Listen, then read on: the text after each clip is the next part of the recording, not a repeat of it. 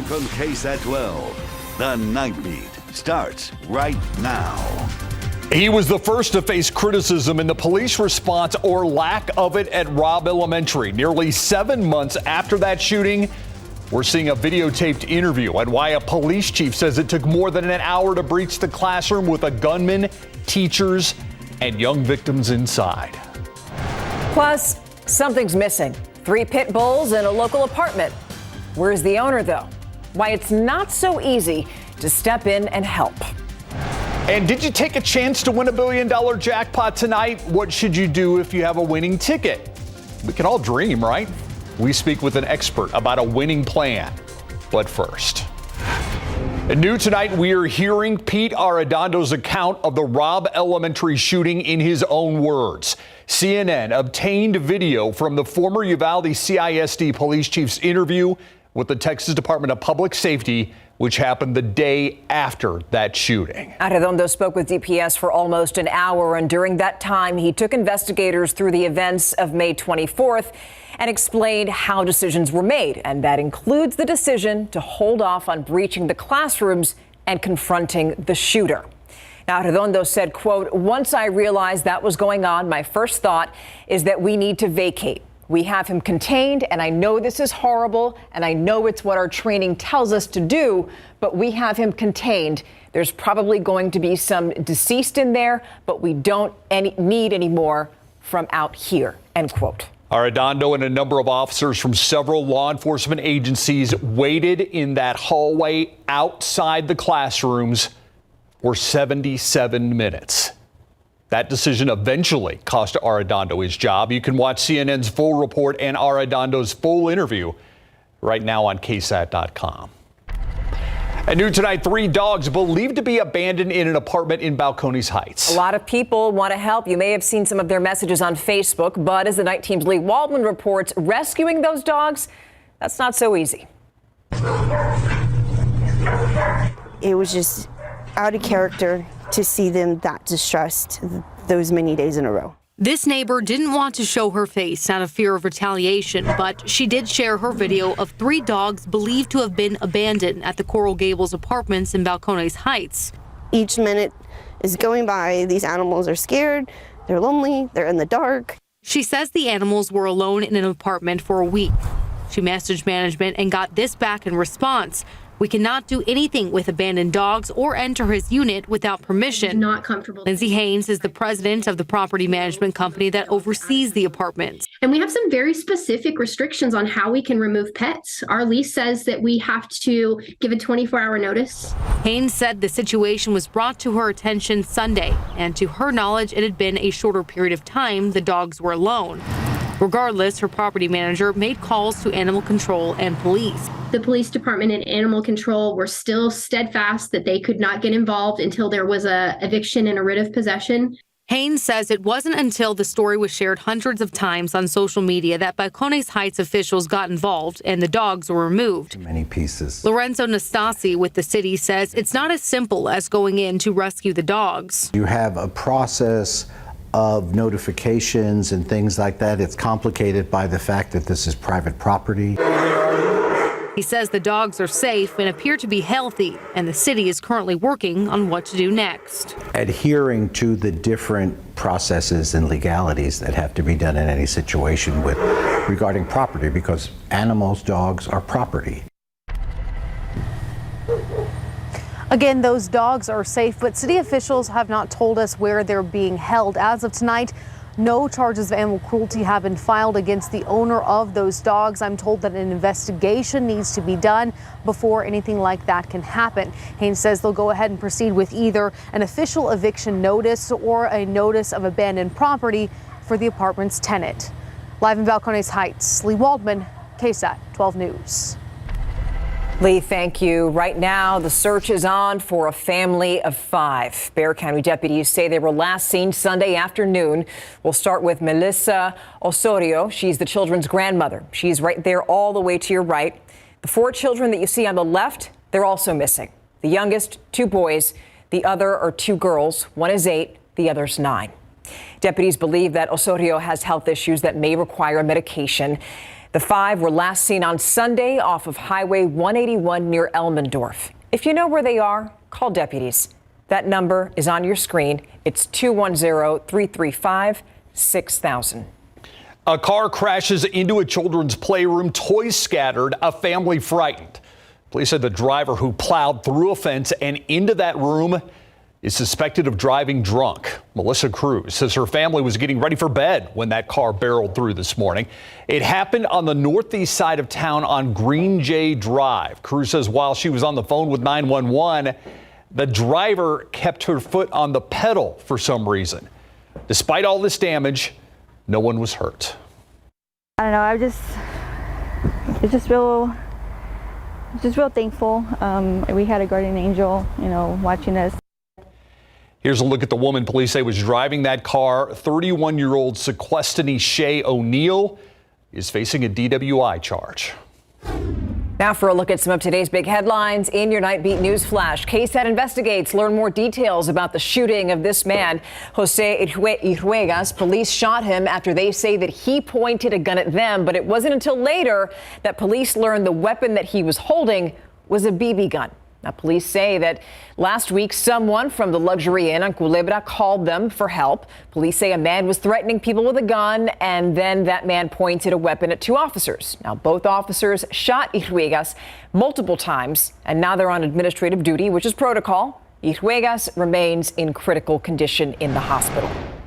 A push for change on the steps of San Antonio City Hall. Today, the San Antonio Justice Charter Coalition presented boxes of signatures to get a measure on the May ballot. They submitted more than 38,000 signatures to the city clerk. They only needed 20,000. But here's the thing. Right now, it's up to the city clerk to verify those signatures. And should that happen, San Antonio voters are going to decide if the city will decriminalize abortion and low-level marijuana possession. Again, that should be up on the ballot in May if those signatures are verified. In just a few days, Dream Week is going to kick off in San Antonio. That celebration meant to continue the spirit of Martin Luther King Jr. after the holiday and even the march. Dream Week is a 17-day summit on tolerance, diversity, and equality. This year, organizers also added discussions surrounding the environment and civic engagement. Dream Week runs Friday, January 13th to the 29th. It's going to have more than 200 events, and you can check them all out on dreamweek.org. And that's a look at your Nightbeat News Flash. We haven't been seeing as many conventions happening tomorrow. A big boost expected, though, for San Antonio's economy. Tomorrow, 5,000 people expected to attend this year's NCAA convention.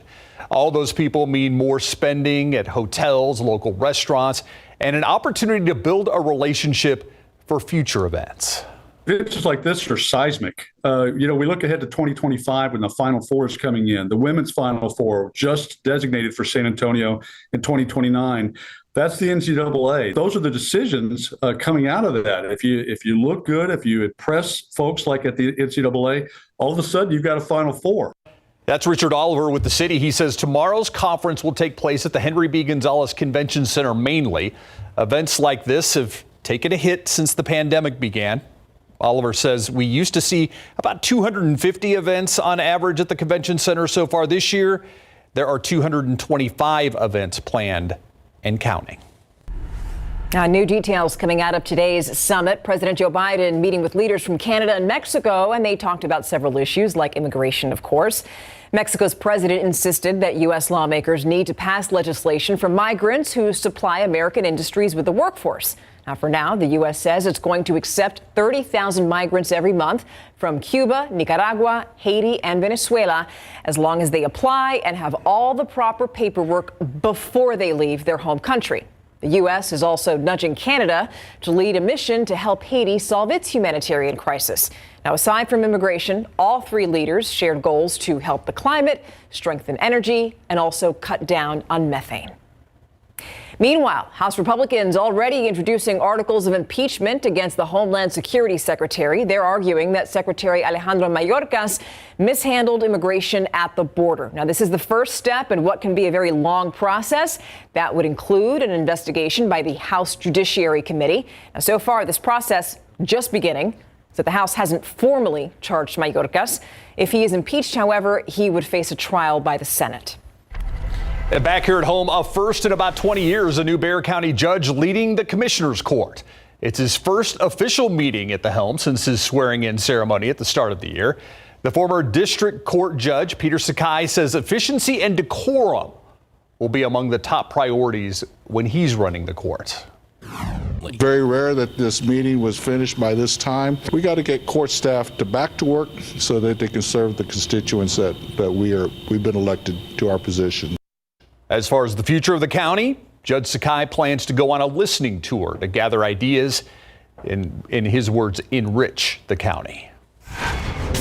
Still ahead on the Nightbeat, get those lottery tickets ready because we're helping winners prepare a plan for tonight's jackpot. Hey, we can all dream, right, Steve? Yeah. You're going to hear from an expert, and you're going to get tonight's numbers also coming up. And Texas lawmakers looking to creating a new future for Texas. The priorities on the list for this legislature and how one lawmaker hopes to crack down on a crime we've reported on countless times. And questions surrounding President Joe Biden and classified documents. We'll discuss what he's saying about this controversy and also why lawyers say that this case is different from a past president's situation. Stick around. We'll be right back.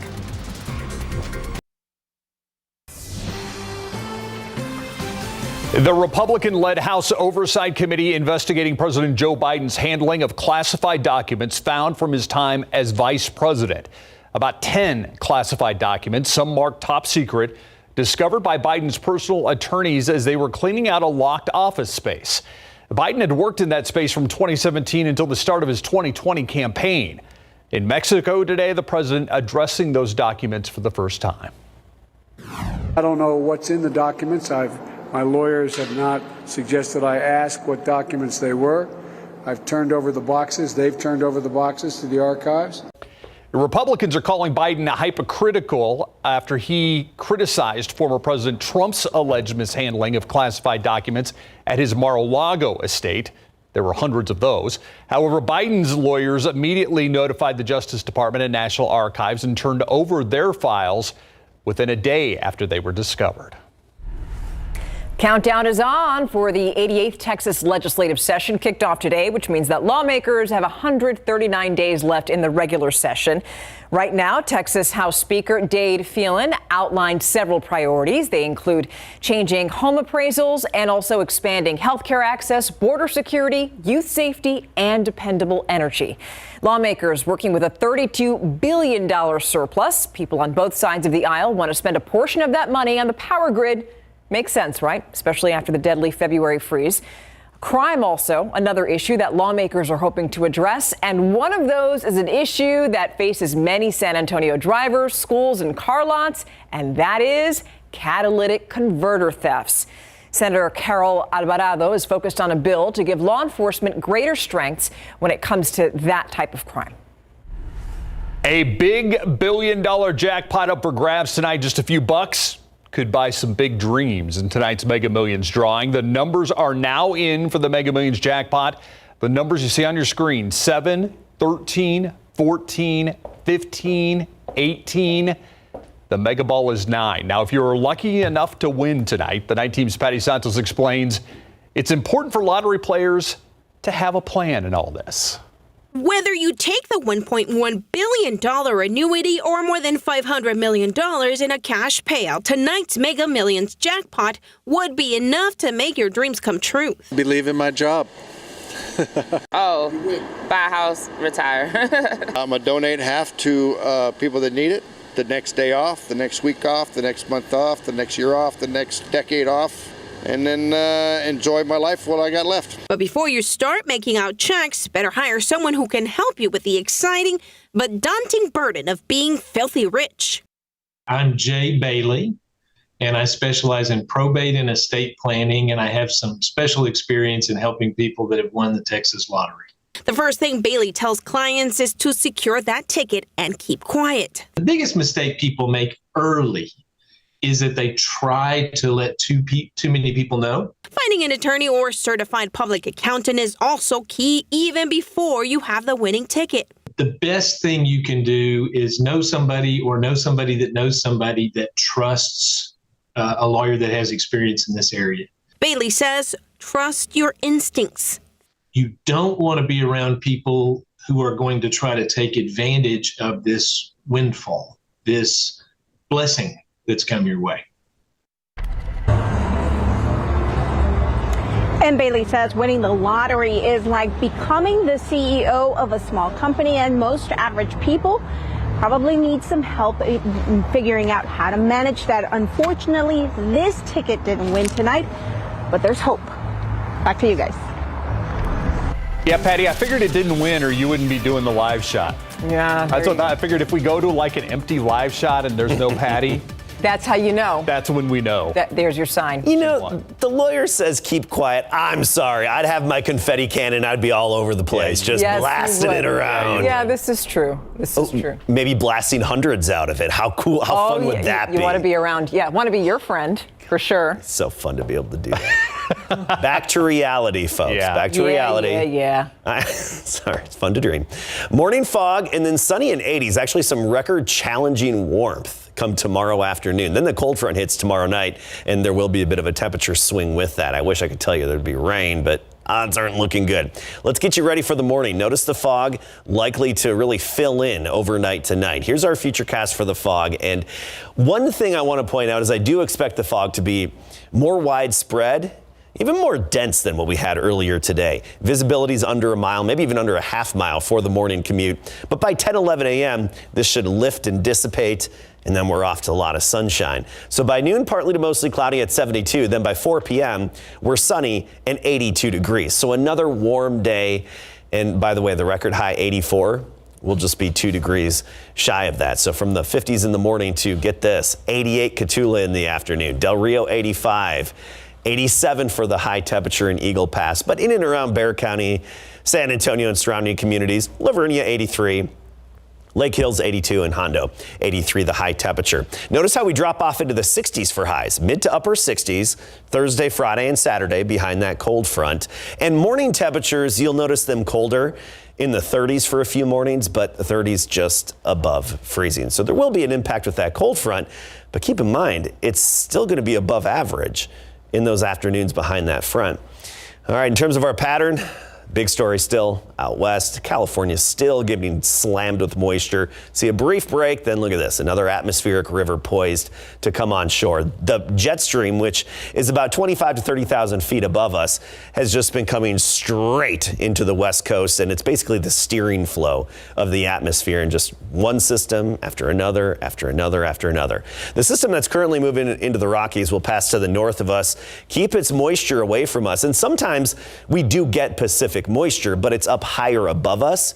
It's not really what we need to make rain. It can help add to pre-existing rainfall and rainfall potential, but we just don't have the ingredients in store, unfortunately. We're going to be dry. It's going to be windy on Thursday, gusts up to 35 miles per hour, and that means the mountain cedar count is likely to spike. So get ready for that. Notice those mornings, 38 Friday morning, Saturday morning, 35. That's the coldest. And notice a lot of sunshine, unfortunately, no rain. Okay, thank you. All right, Jerry Jones does not want to talk about a coaching change before the game's even been played. No, but that doesn't mean there's not going to be a coaching change if they one and done once again. When we come back, we're going to put it to the boss himself. Jerry Jones is a do or die for Mike McCarthy as a head coach if they don't win this first playoff game. And a former Aggie starting quarterback is headed to UIW. How about that? Coming up. Pro football coverage, powered by Davis Law Firm. After being one and done in the playoffs last year against the San Francisco 49ers, and after that lackluster and anemic offensive performance against the Washington Commanders and the 26-6 loss in the regular season, Cowboys owner Jerry Jones was asked point blank today in his weekly radio show in Dallas, is Mike McCarthy's job as a head coach is on the line depending on what happens this wild card weekend against the Tampa Bay Buccaneers. The clock was stopped, so there's no 10 seconds. No. I don't even want to. No.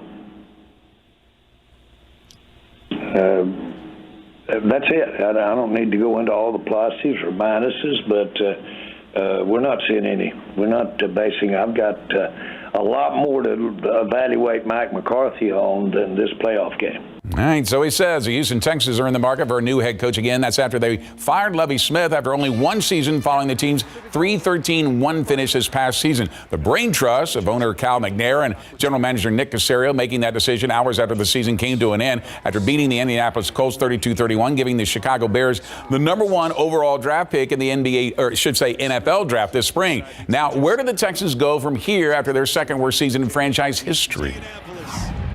Our commitment is to find the best people, to utilize the resources that we have, to try to continue to move this program along in a positive direction. Say we've made some strides and some progress. You know, we've put ourselves in a decent position. I think that's the best way to summarize it. I think it's important, and nobody wants to hear words. It's about action, and nobody's going to be happy until we have results behind that action. So that's the most important thing. Among the possibilities to become the new head coach of the Texans starts with Eagles defensive coordinator Jonathan Gannon, who was thought to be the favorite last year. 49ers defensive coordinator and former Houston Texan himself, DeMeco Ryans, and Bengals offensive coordinator Brian Callahan, to name a few.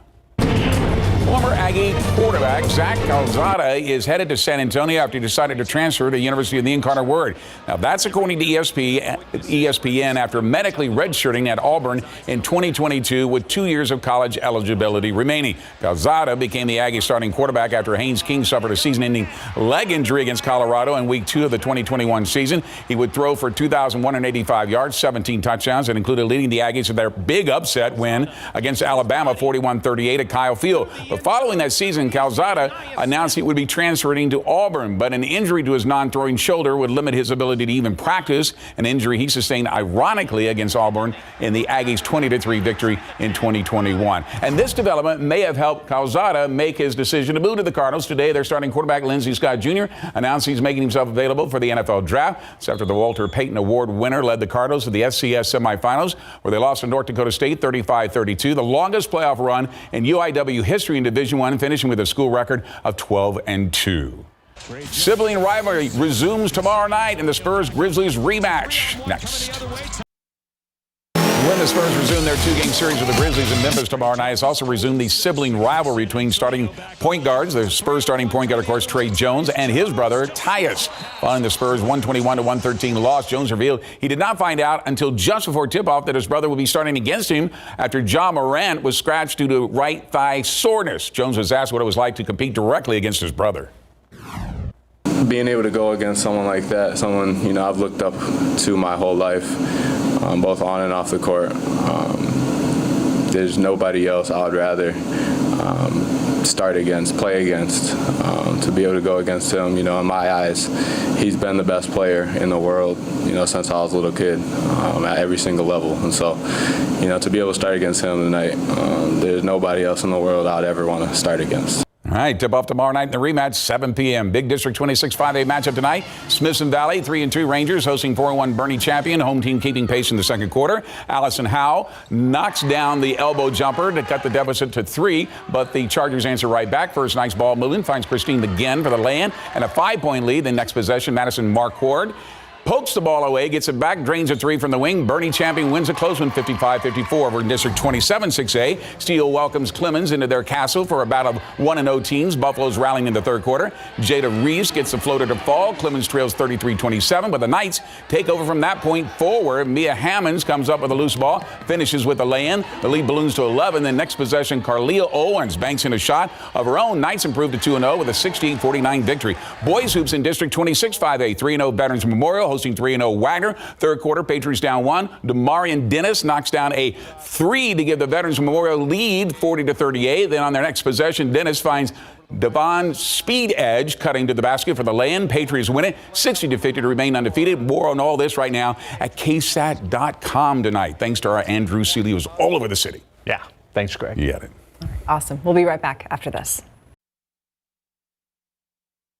Okay, we have fantastic news right now. The search for a family of 5 that we told you about earlier in the newscast, it's over now. The Bexar County Sheriff's Office now confirms that family of 5 was found and they are now safe. One grandma with 4 of the kids. That's some good news. We'll see you tomorrow.